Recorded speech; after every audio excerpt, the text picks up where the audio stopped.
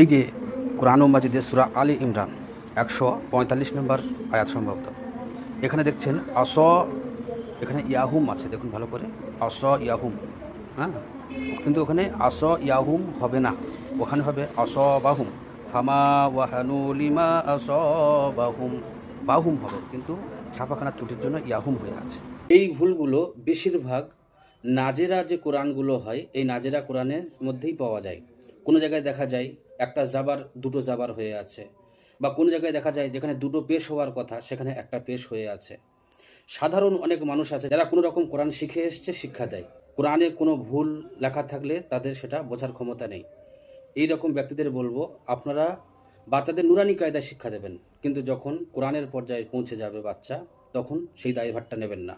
কারণ আপনি একটা বাচ্চাকে যদি ভুল পড়িয়ে যান, সে সারা জীবন সেই ভুলের উপরে থাকবে, আর ভুলের উপরে থাকলে আপনার গুনাহ হতে পারে।